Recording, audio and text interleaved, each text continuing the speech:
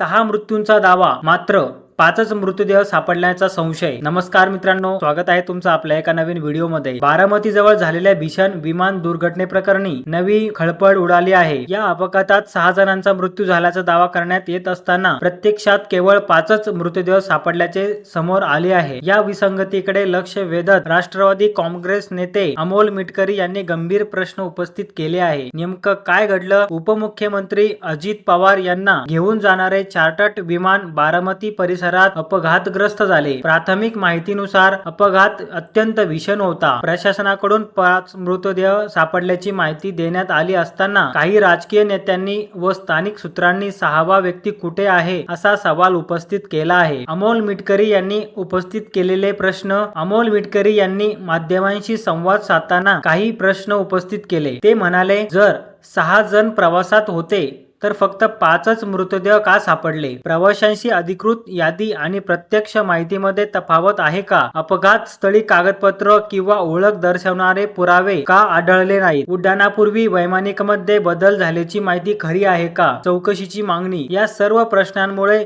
दुर्घटनेभोवती संशयाचे वातावरण निर्माण झाले असून सखोल व पारदर्शक चौकशी करण्याची मागणी जोर धरू लागली आहे। नागरिकांमध्येही या प्रकरणाबाबत सत्य बाहेर येण्याची अपेक्षा व्यक्त केली जात आहे। तर प्रशासनाची काय भूमिका आहे? दरम्यान प्रशासनाकडून अधिकृत चौकशी सुरू असून ब्लॅक बॉक्स तपासणी व इतर तांत्रिक बाबीचा अभ्यास केला जात आहे। अंतिम अहवाल आल्यानंतरच मृतांची नेमकी संख्या व अपघाताचे कारण स्पष्ट होईल असे सांगण्यात येत आहे। या दुर्घटनेतील मृतांची संख्या आणि 6व्या व्यक्तीबाबतचा संभ्रम दूर करण्यासाठी अधिकृत अहवालाची प्रतीक्षा आहे। तर मित्रांनो, अशाच प्रकारच्या माहितीपूर्ण व्हिडिओ बघण्यासाठी आपल्या विजेता न्यूज चॅनल या यूट्यूब चॅनलला जरूर सबस्क्राईब करा।